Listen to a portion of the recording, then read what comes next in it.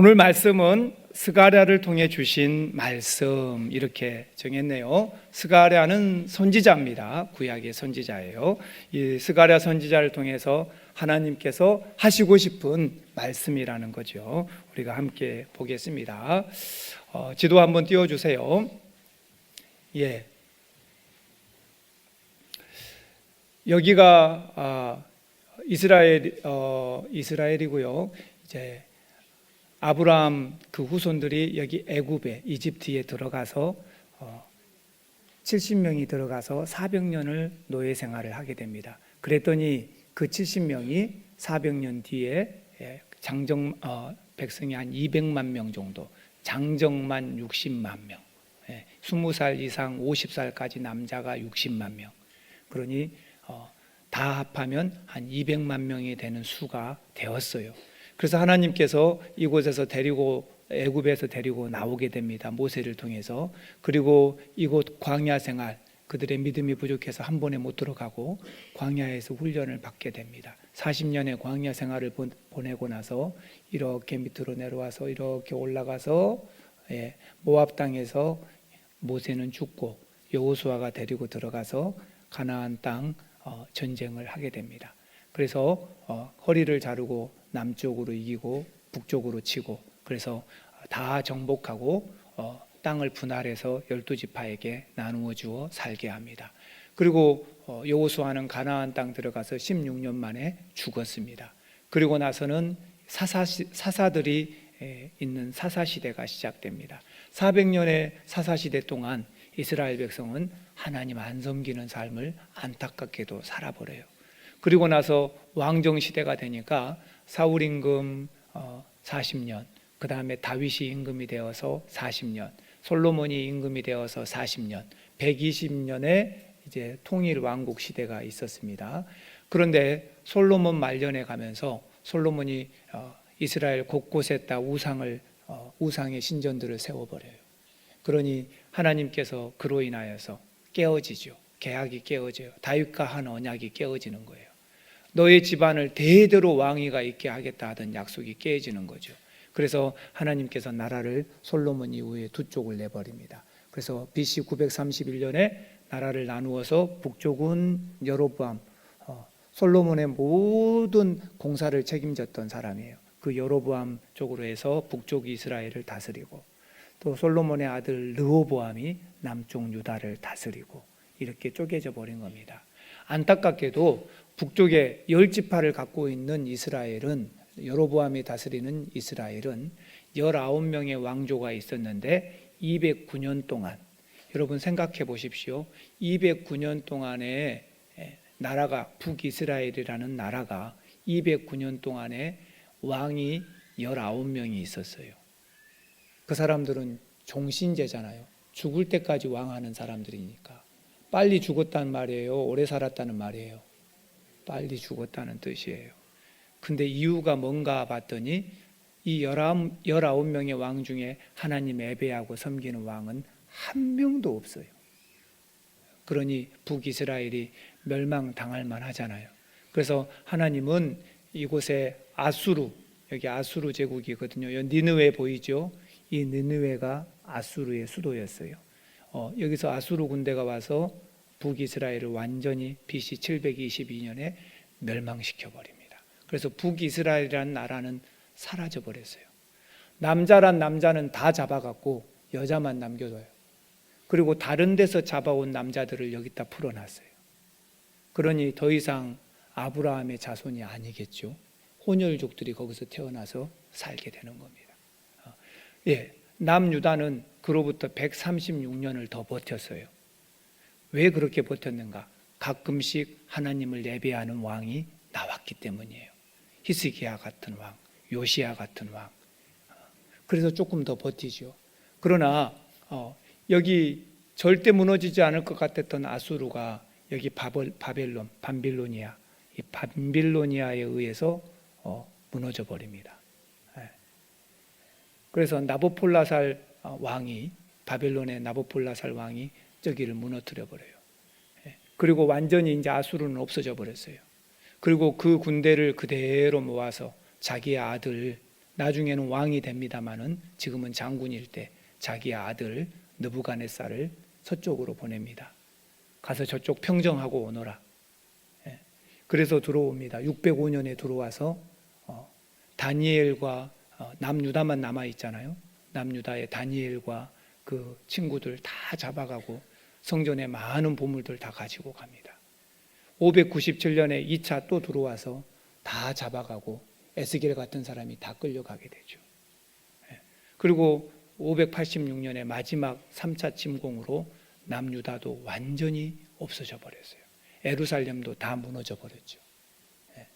이렇게 해서 이제 모두가 다 이곳 바벨론, 지금의 이 바벨론, 여기는요 이집트, 지금의 이라크의 수도 바그다드 있잖아요. 이 바그다드, 여기 지금 이렇게 여기가 지금 이 모양으로 되어 있는 데가 다 이라크 땅이잖아요. 지금 이라크 땅 바그다드의 서남쪽으로 100km만 내려오면 지금 여기 제가 움직이는 이 자리, 여기가 당시 바벨론의 어마어마한 바빌로니아 성이 있었던 자리예요. 그 어마어마한 지평선이 보이는 그 가운데 바빌로니아 제국을 만들어 놓고 바벨론 사람들이 영원 무궁토록 유대인들을 포로로 쓰고 살 줄 알았어요. 근데 그렇게 됩니까? 아니요. 하나님께서 이제 지금의 이란이죠. 그래서 지금은 이란이에요. 페르시아, 바사. 그래서 지금도 이란 사람들은 지금 페르시아의 후손들이에요. 이 사람들이 쳐들어와서 이라크 지금 이 바벨론을 무너뜨려 버립니다. 바벨론 제국을 무너뜨려 버려요.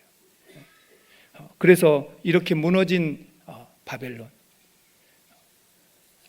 그 왕이 키루스, 역사로 말하면, 성경에 말하면 고레스입니다. 이 고레스 왕이 하나님의 성령에 감동이 되어서 이스라엘 백성들은 돌아가도 좋다, 하나님이 약속한 기간이 찼거든요. 1차 605년에 포로로 잡혀온 사람들부터 시작해서 그래서 지금은 BC 537년 고레스 왕이 돌아가도 좋다, 그리고 칙령을 내려줘요.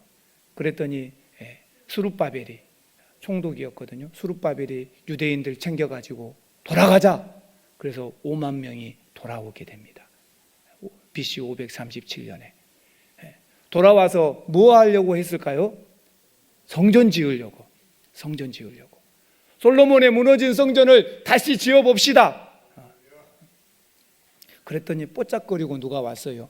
우리 좀 끼워주면 안 될까? 너 누구냐? 우리도 아브라함의 자손이야. 그러면서 여기 사마리아 지역 사람들이 뽀짝뽀짝 온 거예요. 근데 너가 왜 아브라함의 자손이냐? 너가 아버지는 우리 엄마한테 신앙생활을 배우고 자랐어요. 여호와를 섬겨요. 근데 문제는 뭐냐? 혈통적으로는 아버지가 이방인이에요. 아까 아수르의 정책에 의해서 혼혈족이 태어난 거예요. 우리 좀 같이 예배당 짓고 싶다. 우리도 하나님, 너는 안 돼. 자격이 없어. 어떻게 성전 지으는데 너희들이 안 돼. 마음 상해요, 안 상해요? 마음 상해요. 성전 짓는데 방해하기 시작하는 거예요. 방해가 극심했어요. 결국은 그들의 방해 때문에 성전 짓는 것이 중단돼 버려요. 그리고 16년째 성전을 못 짓고 있어요. 얼마나 기가 막혀요. 한편 우리가 고레스 왕, 페르시아의 이 고레스 왕은 537년에 이스라엘 백성들을 돌려보냈잖아요. 그리고 7년이 지난 다음에 이 북부 지역에 전쟁하러 나갔다가 전쟁에서 죽어버립니다. 그래서 BC 530년에 고레스 왕이 전사해버려요. 그러고 나니 이제 어떻게 돼요? 그 다음 캄비세스 2세가 왕이 되어서 8년간을 통치를 하게 됩니다. 이 캄비세스 2세는 역사적으로 그 업적이 뭐냐면 이 자꾸 여기 애굽이 자꾸 그리스도하고 연합을 하니까 애굽을 한번 정복해주는 그런 일들이 있었어요. 그리고 이 캄비세스 2세가 어느 날 원인을 모르는데 죽었어요. 왜 죽었는지 몰라요. 그리고 죽고 나니까 왕정이 공정이 비어있는 시간이 생긴 거예요. 그래서 2년 동안 누구도 왕권을 차지하지 못하고 살고 있다가 그때의 다리오 왕이 이 모든 걸 평정하고 왕위에 오르게 됩니다. 그래서 이 다리우스 1세가 왕이 되어서 나타나요. 이 다리오 왕은 이때부터 해서 37년 동안 페르시아의 왕으로 재직을 하게 됩니다. 오랫동안 하죠. 그래서 이 다리오 왕은 역사적으로 보면은 우편 제도를 만들고 또 페르시아를 20개의 행정구역으로 나누어서 페르시아에 20명의 총독을 두어서 다스리게 했던 그런 왕이기도 합니다. 뿐만 아니라 홍해까지도 무역을 확장했던 그런 왕입니다. 우리가 역사적으로 제일 잘 알고 있는 것은 BC 490년에 이 고레스가 그 37년 통치의 뒷부분이에요. 그때에 그리스의 아테네에 쳐들어가서 전쟁을 하죠. 그리고 거기서 그리스 군한테 집니다. 그리고 그리스에서 돌아와서 우리가 이겼습니다 하고 소식을 알리고 죽은 병사가 있었죠. 42.195km를 달려와서 우리 편이 이겼다고 알려주고 죽은 사람. 그 마라톤 전쟁, 그 마라톤 전쟁의 페르시아 왕이 바로 고레스 왕이에요. 다리우스 1세입니다. 이 왕이, 이 다리우스 1세가 37년 동안 페르시아를 통치할 때 그 초창기 37년 중에 처음에 시작한 지 2년 되었을 때, 그때부터 오늘 본문의 이야기가 시작됩니다. 그때 2년 되었을 때 다리오 왕 2년 여섯째 달, 페르시아의 왕이 된 지 2년째 되는 해 여섯째 달 초하루에 학계 선지자 학계에게 성전을 건축하고자 하는 백성들을 막 독려하는 마음이 생겨서 학계가 설교를 하게 됩니다. 그리고 그달 다리오 왕이 왕된 지 2년 여섯째 달 20하루 되었을 때 20일을 지난 다음에 총독 수룹바벨과 그 다음에 여호사닥의 아들 대제사장 여호수아의 마음, 그리고 온 백성들의 마음이 그냥 성령의 감동을 받아요. 우리가 16년 동안 못 지었던 성전을 다시 지어야겠다, 이런 마음이 생기는 거죠. 그리고 그 여섯째 달 24일에 그로부터 3일 뒤에 합시다 해서 성전 건축을 시작해버려요. 멈추었던 성전 건축이 다시 시작됩니다. 그리고 나서 이제 한 달쯤 되었을까요? 다리오 왕 2년 8째 달에 스가랴 선지자에게 하나님의 말씀이 임합니다. 스가랴는 그 학계 시대의 동일한 시대의 선지자예요. 하나님의 말씀이 스가랴에게 임합니다. 뭐라 그럽니까? 여호와께서 너희에게 심히 진노하셨다. 너희 조상들에게 심히 진노했다. 나에게로 제발 돌아와라. 조상들의 본을 받지 말고 나에게로 돌아와라. 하나님께서 얘기하는 거죠. 그리고 한 석 달쯤 지났을까요? 다리오 왕 2년 11째 달 11일 11째 달 되었을 때 하나님께서 스가랴에게 또 환상을 보여주십니다. 그래서 세 번의 환상을 보여주는데 첫 번째 환상은 화석류 나무 사이에 선 사람을 보여줘요. 그를 통해서 하나님이 하고 싶은 붉은 말, 자주빈 말, 백마, 이것들의 환상을 보여주죠. 두 번째 환상은 4개의 뿔을 보여주고 또 대장장이가 나타나는 환상을 보여줍니다. 그리고 세 번째가 오늘 본문인데 한번 따라합시다. 에루살렘 청량줄. 에루살렘을 재는 줄자다 그 말이에요. 줄자, 이 청량줄, 이 환상을 보여줍니다. 그래서 다리오 왕 2년 되었을 때 하나님의 묵시를 받고 하나님의 말씀 백성들에게 전파하는 스가랴 선지자. 그는 수룹바벨과 같이 페르시아에서 돌아온 거지요. 같이 5만 명 중에 한 명이에요.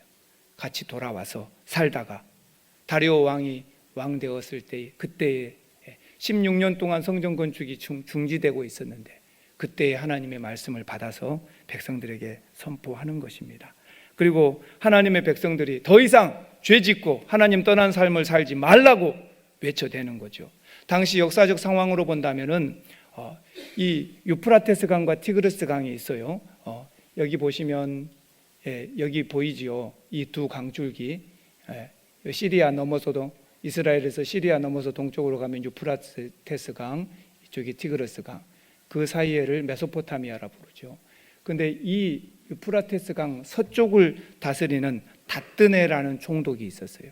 근데 그 닷드네를 꼬셔서 닷드네가 페르시아 왕 다리오 왕에게 조선을 보냅니다. 편지를 보냅니다. 왕이여, 저 사람들이 어떤 사람인지 압니까? 성전 건축하면은 예전에 다윗 같은 사람 보십시오. 하나님께서 축복을 해주니까 이 일대를 다 차지했던 어마어마한 제국을 건설한 사람입니다. 근데 저들이 또다시 하나님을 예배하고 성전을 짓고 하나님 섬기고 살면 또 놀라운 일이 벌어질 겁니다. 우리가 다 저 사람들한테 세금 바치고 살아야 할 겁니다. 그렇게 되도록 내버려 두실랍니까? 절대로 저들이 성전 건축하는 걸 못하게 해야 합니다.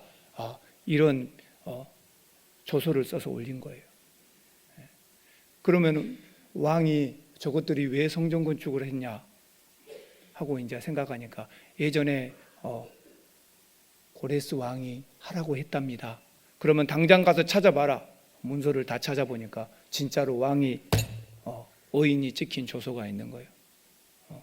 그러니 번복할 수는 없고, 그러니 이스라엘 백성들 입장에서 생각해 보십시오. 아니 성전 건축 좀 하고 살려고 하는데, 우리 집보다도 성전 먼저 짓고 살려고 하는데 왜 이렇게 방해가 많냐.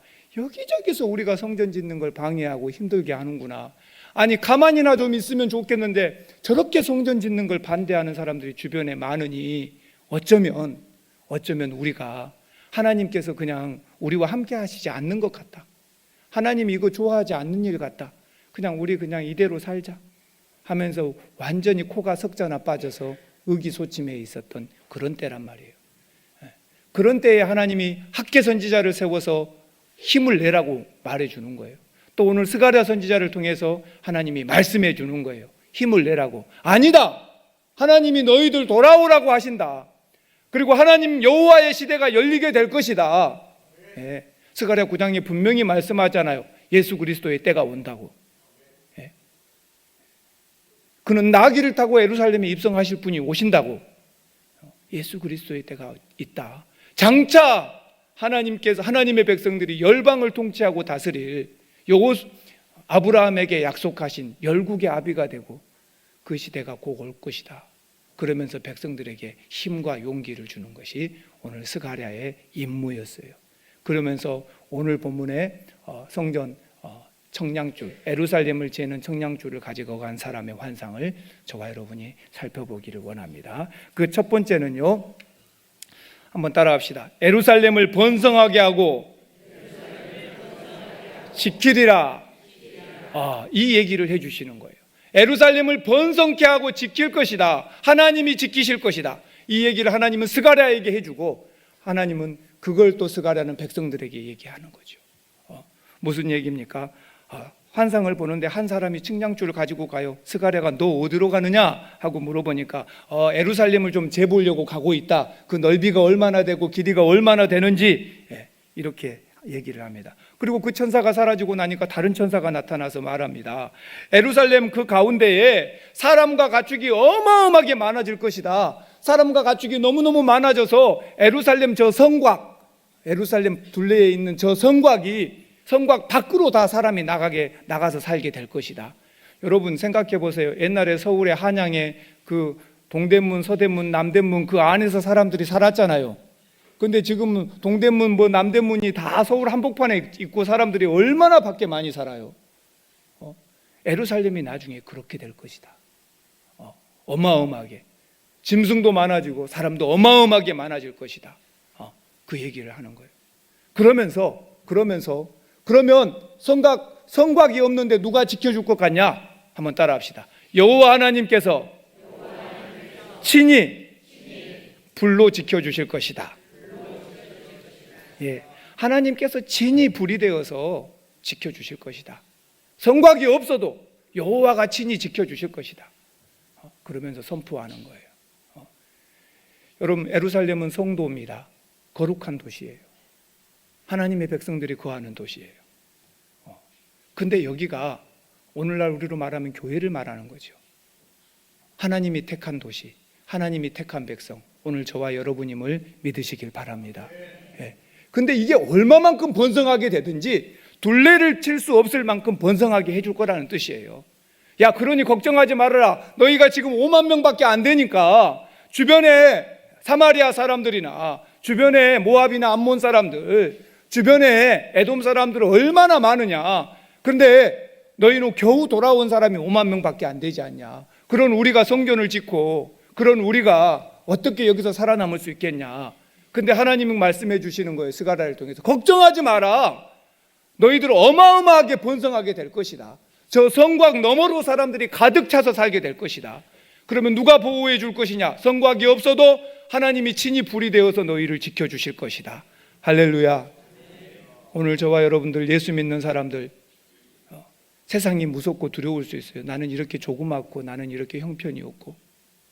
근데 걱정하지 마십시오. 하나님 스가랴 선지자를 통해서 지금 말씀하시는 말씀이 저와 여러분에게 하시는 말씀인 줄 믿으시길 바랍니다. 하나님의 백성들은 누가 지키십니까? 하나님이 지키십니다. 이스라엘 백성들 생각을 해보십시오. 광야, 애굽에서 나왔습니다. 광야 생활 40년을 살아갑니다. 애굽의 왕이 노예들을 보내놓고 나서 생각하니까 후회 막심인 거예요. 다시 잡아와라 하고 병사를 보냈어요. 근데 하나님은 어떻게 하십니까?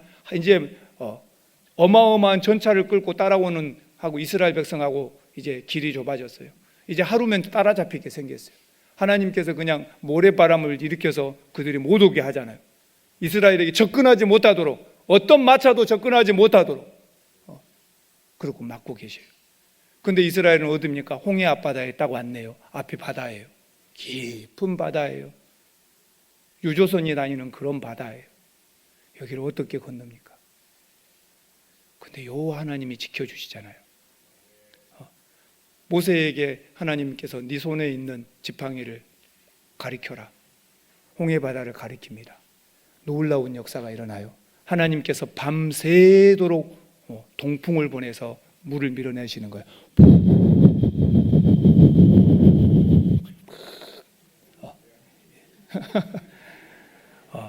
물이 막 밀려나기 시작하는 거예요. 물이 벽이 되기 시작하는 거예요. 여러분 200만 명이 한꺼번에 건너려면요, 이렇게 조금 열려서 영화에서 같이 뭐 우리 교회만큼 열려서 건너려면요, 200만 명이 여기 건너려면 이렇게 건너려면 3박 4일을 해도 못 건너요. 한 4km, 5km 벌어져야죠. 한 번에 쑥 건너가게. 어마어마한 일. 그 동풍으로 밑에 가라앉았던 플랑크톤, 그것들이 그냥 다 말라버려요. 마른 땅으로 건너도록. 할렐루야. 하나님이 그렇게 일하셔요. 하나님은 그런 분이에요. 그리고 나서 광야에서 사는데 다시는 어떤 왕도 이스라엘 백성을 가서 잡아오라고 안 시켜요. 왜 그렇습니까? 이스라엘 백성이 머무는 곳 위에 낮에는 구름 기둥이 탁 시원하게 덮어주는 거예요. 광야에서. 밤에는 불 기둥이. 여러분 마치 저녁 노을 졌을 때 하늘에 있는 구름들이 벌겋게 변하는 장면 보시잖아요. 그런 불 기둥이 이스라엘 백성 위에, 그 밤이면 온도가 30도 40도 떨어지는데 마이너스, 거기 위에 불 기둥이 탁 머물러서 백성들을 따뜻하게 밝게 지켜주는 거예요. 아니 하나님이 그렇게 자기 백성을 불기둥으로 지키시는 걸 보고 어떤 왕이 감히 건방지게 가서 내가 하나님과 한판하고 저 사람들 잡아올련다, 그런 왕이 있을까요? 없을까요? 없었단 말이에요. 하나님이 지키시는 거예요. 하나님은 자기 백성을 지키시는 거예요. 걱정하지 마라. 하나님 스가랴를 통해 말씀하시는 거예요. 너희가 지금 5만 명밖에 안 되고 성전 건축하다 멈춰 있는데 하나님이 우리와 함께 하지 않으시는 것 같다. 근데 하나님이 내게 말씀해뒀다. 그런 생각 버려라. 하나님이 우리와 함께 해주시겠단다. 하나님이 우리와 함께 해주시고 얼마만큼 복을 주시고 우리를 번성케 하든지 이 예루살렘 성곽이 필요 없게 된단다. 밖으로 다 사람들이 나가서 살고 어마어마한 짐승과 사람 숫자가 늘어날 것이다. 그리고 그 밖에는 어떻게 지켜주시냐? 하나님이 친히 불로 지켜주신단다. 걱정하지 마라. 이렇게 용기를 주시는 것을 저와 여러분은 믿으시기를 바랍니다. 오늘 저와 여러분의 삶 속에도 어쩌면 이스라엘 백성 같은 마음이 들지 몰라요. 이 적은 수로, 이 작은 힘으로 나같이 힘도 없고 빽도 없는 사람이 어떻게 이 세상에서 견뎌 나갈 수 있을까? 걱정이 되잖아요. 한번 우리 크게 외칩시다. 하나님만 의지합시다. 하나님만 의지합시다. 하나님이 나를 지키시면 절대로 안전합니다. 할렐루야. 김하중 대사를 소개합니다. 대한민국 34대 통일부 장관을 역임하고 외무공무원을 하셨어요. 그래서 이분은 예수 믿는 분인데 이제 김대중 대통령 정부하고 노무현 대통령 정부 시절에 중국 대사로 7년 동안 있었던 분이에요. 그 주중 대사예요.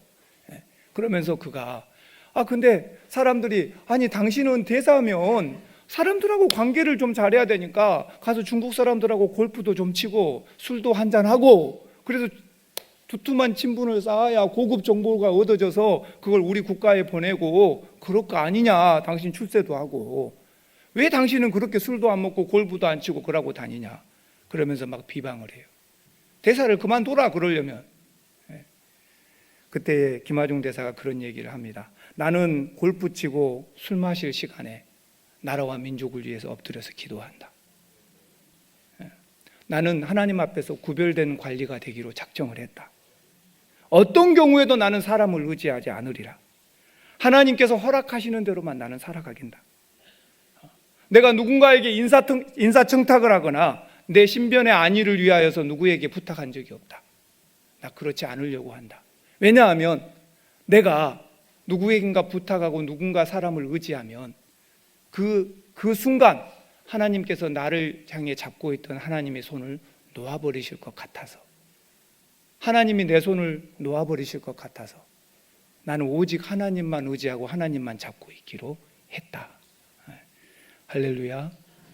오늘 저와 여러분이 내가 원하는 걸 얻으려면 힘있고 권력 있는 사람 의지해야 되고, 그래서 내 목표를 이루려고 하고, 내가 언젠가 필요할 때 저 사람이 도움을 받아야 하니까 온갖 노력을 기울이죠.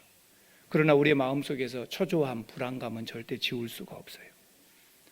시기, 질투도 생겨나고 사랑 많이 해주고 살아야 되는데 사랑도 없어지고, 좀 여유를 갖고 살아야 하는데 그러다 보니까 여유도 사라지고, 우리의 삶이 점점 팍팍해져 가게 돼요. 그것이 다 어디서 오는 겁니까? 하나님을 떠나니까 그래요. 하나님만 잡고 살면 여유가 생겨요. 우리 옆에 분들한테 한번 얘기합시다. 하나님만 잡고 살면 여유가 생깁니다. 할렐루야. 사람을 의지하는 마음이 커지잖아요. 그러면 하나님을 믿는 믿음이 온전해지지 못합니다. 이상해요. 사람을 믿기로 하는 걸 내가 포기해버리잖아요. 하나님만 잡잖아요. 그러면 여유가 생겨요. 그리고 믿음이 커지기 시작해요. 믿음의 사람이 하나님의 방법을 버리고 세상의 방법을 취할 때 후에 막심이 되고 무너지는 거예요. 믿음의 사람은 믿음으로 사는 것인 줄 믿으시길 바랍니다. 그러니 스가랴를 통해서 지금 백성들에게 말하는 거예요. 하나님께서 너희에게 어마어마한 번성을 주실 것이다. 두려워 말고 해라. 하나님께서 반드시 너희를 지켜주실 것이다. 누구도 건드리지 못하게 두려워 말고 해라. 사마리아가 너희를 건드리겠느냐? 강 서쪽에 있는 다뜨네 총독이 너희를 건드리겠느냐? 누구도 너희를 못 걷는 하나님의 백성을 하나님이 지키신다. 용기를 주셨던 것을 믿으시길 바랍니다. 두 번째는 스가랴에게 통해서 주시는 말씀 뭡니까? 한번 따라합시다. 바벨론 성에서 속히 나오라. 물론 바벨론 성이라고 왜 표현했을까 생각도 들 거예요. 이미 페르시아 제국이 돼버리고 바벨론 무너져 버렸는데 그래도 이들이 바벨론에 끌려갔었고 아직도 그대로 살고 있으니까 그렇게 표현한 것일 뿐입니다. 이걸 이상하게 여길 필요는 없어요. 자, 그러면 이 바벨론은 또한 이 성경에서 보면 음녀 바벨론이라고도 표현하고 바벨론을 항상 사탄의 무리의 대명사로 이 바벨론 성을 쓰기도 합니다. 그러니 이상할 것이 없지요. 우리가 영적으로 보면 하나님께서 지금 바벨론 성에 있는 사람들한테 속히 거기서 나와라. 거기는 하나님이 보내서 멸망시키려는 자리이고 예루살렘은 번성케 할 자리니까 그 땅에서 속히 나와라. 시온에 내 딸아, 이스라엘 백성들아, 속히 바벨론에서 나와라. 그리고 하나님의 백성들을 번성케 할 자리로 돌아와라. 이렇게 얘기하는 거죠. 하나님이 거기다 천사를 보내는 거예요. 그래서 거기를 멸망시킬 거니까 속히 나오라. 영적으로 말하면 오늘 저와 여러분에게 주시는 말씀이에요. 마귀 사탄은 우리를 붙잡아 두려고 합니다. 큰 성 바벨론처럼 우리를 노예로 부리고 살려고 합니다. 어느 곳에나 사탄은 우리를 영적으로 멱살을 잡고 자기가 원하는 대로 우리를 끌고 다닙니다. 이 큰 성 바벨론은 영적 세력으로는 사탄의 무리들이에요. 우리가 여기 머물러 있다가는 같이 죽게 된다는 거죠. 한번 따라합시다. 빨리 나옵시다. 그래서 하나님께서는 빨리 나오라고 얘기합니다. 왜요? 하나님의 백성들을 뭐냐? 하나님의 백성들을 해하고 다치게 하는 사람들, 하나님의 눈동자를 다치게 하는 것과 똑같다라고 오늘 본문에 얘기하잖아요. 오늘 저와 여러분은 하나님의 눈동자라고 말씀해 주시는 거예요. 여러분 오른손 들어가지고 자기 눈 한번 찔러보세요. 찔러지는가? 돼요? 안 돼요. 어느새 그냥 눈꺼풀이 탁 내려와서 맞고 있죠. 내가 여러분이 명령을 내리세요. 눈꺼풀아, 절대로 수비를 하지 말아라. 여러분이 명령을 내려놓고 한번 가보세요. 되는가? 안 돼요. 여러분과 저는 하나님의 눈동자예요. 이 가장 약한 부분이지만 제일 잘 보호해 주는 거예요. 우리 몸도 이런 게 좀 있으면 좋겠어요. 누가 나를 때리려고 하면요, 어디서 비계살이 나와갖고 샥 감싸주면 얼마나 좋겠어요. 눈동자처럼. 우리 몸에 다른 데는 그런 게 없어요. 근데 제일 약한 이 눈동자, 제일 약한 부분이잖아요. 근데 여기는 하나님께서 기가 막히게 자연 발생적으로 그냥 자동 반사신경이 탁 찌르려고 하면 착 막아버리잖아요. 이렇게 만들어 놓으셨어요. 이스라엘은 내 눈동자다. 저들이 약하고 빈약해도 나는 저들을 너무너무 소중히 여기고 사랑한다. 반드시 지키고 보호할 거다. 그러니까 거기서 나와라. 한번 따라합시다. 거기서 나옵시다. 우리가 지금 영적으로 하나님께 나가지 못하고 에베로 나오지 못하고 밝은 빛으로 나오지 못하고 어쩔 수 없이 거기에 붙잡혀서 어쩔 수 없이 악한 세력과 손을 잡고 어쩔 수 없이 내가 거기서 쩔쩔매고 있다면 하나님의 말씀을 들으시길 바랍니다. 나와도 안 죽어요. 안 죽은다고요. 거기서 나오면 죽을 것 같으니까 못 나오는 거예요. 진짜로 걱정하지 마십시오. 여러분은 하나님의 눈동자예요. 하나님이 너무 아끼는 거예요. 소중히 여기는 하나님이 지키실 거예요. 두려워하지 말고 영적 바벨론에서 여러분 나오시기 바랍니다. 우리 젊은이들이요, 내가 저녁 예배 나오면 죽을 것 같잖아요. 안 죽어요. 안 죽어요. 수요 예배 나오면 죽을 것 같잖아요. 안 죽어요. 무엇이 그렇게 두렵습니까? 내 시간을 빼앗길 것 같잖아요. 아니요. 하나님께서 은혜와 복을 주실 거예요. 두려워하지 마시고 밝음으로 나오십시오. 예배로 나오십시오. 더 하나님 가까이 하십시오. 야고보서 4장 8절 말씀, 제가 말씀드리잖아요. 약사발. 아프면 뭐 한 대접 마셔야 돼요? 약사발 딱 하나 들이켜야 되잖아요. 야고보서 4장 8절 약사발. 거기 뭐라고 써져 있어요? 하나님을 가까이 해라. 그러면 내가 너희를 가까이 하리라. 내가 하나님 가까이 하면 하나님 나와 가까이 나를 도와주셔요. 근데 우리가 이러지요. 나는 하나님과 멀어지고 싶어요. 근데 하나님 나한테 복음 많이 주세요. 맞아요? 안 맞아요? 안 맞잖아요. 나는 하나님 멀어지고 싶어요. 근데 나를 사랑해 주세요. 안 맞잖아요. 저와 여러분이 진짜로 하나님을 가까이 하시는 귀한 사람들이 되시기를 바랍니다. 결단하십시오. 결단해요. 소돔과 고모라 상에 한 노인이 있었답니다. 한 노인이 막 외쳐댑니다. 다니면서 하나님께로 돌아갑시다. 하나님께서 이 성을 멸망시킨답니다. 제발 하나님께로 돌아갑시다 하고 하루 종일 외치고 막 돌아다니는 거예요. 아무도 안 들어줘요. 그때 한 젊은이가 너무나 이 노인이 불쌍해서 가서 말합니다. 할아버지 그만하세요. 아니 젊은이, 그만하세요 할아버지. 아무도 안 듣잖아요. 그만하세요. 그랬더니 할아버지가 저들 들으라고 하는 거 아니네. 그러면 왜 하십니까? 내가 이렇게 안 외치고 다니면 내가 무너져 버리니까 나도 소돔과 고모라 사람들처럼 되지 않으려고 이렇게 외치고 다니는 거네. 여러분, 적극적으로 신앙생활을 안 하잖아요. 그러면 어느새 나도 동기화 돼버려요. 저 사람들처럼 나도 변해버린다니까요. 나도 어느새 저 사람들처럼 하고 있는 나를 보게 될 거예요. 오늘은 하나만 줄 거예요. 근데 내일은 2개를 내줄 거예요. 그리고 1년 뒤에는 3개를 내주고 있는 나를 발견하게 될 거예요. 그런데 적극적으로 여러분 회개하십시오. 여러분 하나님의 심판이 있답니다. 막 하고 외치고 다니잖아요. 그러면 최소한 나를 빼앗기지는 않는다는 뜻이에요. 여러분과 저의 신앙생활 어떻게 하시렵니까? 적극적으로 하시기를 바랍니다. 대충 적당 이렇게 하면 내가 지켜줄 것 같지만 나까지 같이 무너지는 거예요. 나만 무너집니까? 우리 가족도 같이 무너지는 거예요. 신앙생활을 하기로 했으면 적극적으로 해요. 한번 따라합시다. 차갑든지 뜨겁든지 그렇게 하라고 성경도 말하네요. 차갑든지 뜨겁든지 해라. 그건 뭐냐, 미지근하게. 마지막 스가랴를 통해서 주시는 세 번째 말씀은 메시아 시대를 보고 기뻐하라 이거예요.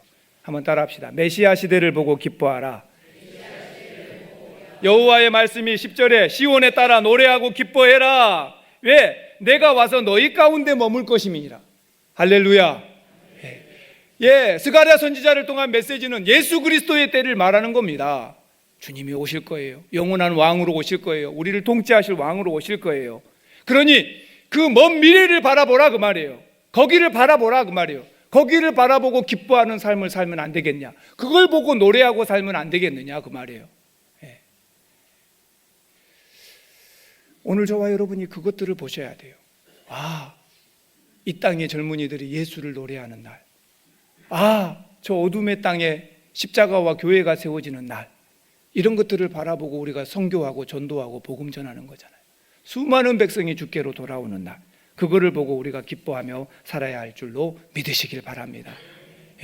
지금 이 땅의 현실만 보지 말고 먼 미래를 내다보십시오. 그리고 주님이 재림하실 날을 우리는 고대하고 사는 거예요. 얼마나 감사한지. 주님이 재림하실 거니까. 우리가 이 땅에 살면서 우리 아들이 취직했다. 너무 기쁜 일이죠. 우리 딸이 좋은 데로 시집갔다. 너무 기쁘고 좋은 일이죠. 내가 기도했더니 남편이 승진했다. 좋은 일이죠. 내가 기도했더니 우리 집안에 재물이 굴러 들어왔다. 좋은 일이죠. 그것보다도 더 기뻐할 일이 있다는 거예요. 그건 뭐냐? 내가 하나님이 나를 예수 믿는 사람으로 택해줬고, 내가 하나님의 백성이 되었고, 먼 미래에 주님이 재림하실 때 잘했다, 착하고 충성된 종아 하고 우리를 불러주신다는 거 한번 생각해 보세요. 주님이 가신 것처럼 오신다고 했으니까 구름 타고 올라가시면서 다시 구름 타고 천군 천사들을 거느리고 내려오실 거예요.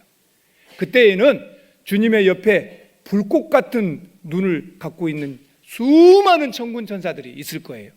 그때 주님이 오셔가지고 그 천군 천사들에게 딱 손가락을 두기시면서 갔다 와라 딱 한마디 해봐요. 그랬더니 그 많은 천군 천사가 그냥 영화에서 말하면 CG 처리한 것처럼 천사들이 쓱 사라지고 여러분이 일하는 일터에, 여러분의 가정에, 여러분이 예배하고 있는 장소에 여러분 옆에 탁 나타나셔서 권사님, 집사님, 주님이 데리고 오시랍니다. 그러면서 내 팔짱을 탁 끼고 슉 사라져갖고 주님 옆에 탁 나타나면 얼마나 멋있겠어요. 여러분 주변에 내가 아는 예수 믿는 사람들이 다 사라지고 한 명씩 다 천사가 데리고 가는데, 아니 나는 왜 안 올까? 우리 뭐 잘못된 거 아닌가? 예수님한테 전화 걸어볼 수도 없는 노릇이고 왜 나는 데리러 안 올까? 불안하겠어요? 안 불안하겠어요? 왜 나는 데리러 안 올까? 얼마나 불안하겠어요? 오늘 저와 여러분들은 그때를 소망하고 사는 거예요. 내가 예수 믿고 천국 가고 예수 믿고 하나님 보좌에 주님과 함께 그곳에 있을 걸 상상하면 얼마나 기쁘냐 그 말이에요. 세상에 어떤 기쁨보다 기쁘죠. 그래서 예배하는 기쁨을 누리시고 찬송하는 기쁨을 누리시고 전도하는 기쁨을 누리시고 세상 어떤 육신의 눈에 보이는 축복보다도 예수 믿고 주 안에서 말씀 듣고 말씀 전하고 이렇게 사는 것이 가장 큰 행복과 기쁨이다라고 스가랴는 말하고 있어요. 오늘 저와 여러분에게 주시는 말씀, 이 말씀을 듣고 저와 여러분들도 그런 큰 은혜를 받으시고 믿음의 사람으로 주님의 재림 때를 고대하고 메시아의 시대를 고대하고, 지금 우리는 모든 민족이 예수 믿는 시대가 됐잖아요. 그 말씀대로 이루어졌잖아요.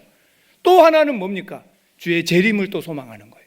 그러면서 우리가 믿음으로 살아가시기를, 기뻐하고 살아가시기를 주의 이름으로 축원합니다. 기도하겠습니다. 하나님 감사합니다. 오늘 스가랴 선지자를 통해서 주신 이 메시지가 당시에 성전 건축을 중단하고 있던 그들, 하나님이 더 이상 우리와 함께 하지 않으신다고 생각하고 있던 그들에게 큰 힘과 소망이 주어졌을 겁니다. 우리도 명심하게 하여 주십시오. 지금 5만 명밖에 안 되고 내가 초라하고 연약하지만 하나님 나를 너무 사랑하시고 택해 주셨고 하나님 우리를 번성케 하실 확신을 갖게 도와 주시옵소서. 두려워 말고 영적 소돔과 고모라, 영적 바벨론에서 떠나게 하시고 예수 안으로, 믿음 안으로, 예배 안으로, 전도하는 삶으로 돌아서게 하여 주시고 주의 재림을 고대하며 기뻐하며 살게 하여 주시옵소서. 감사드리며 예수님의 이름으로 기도드리옵나이다.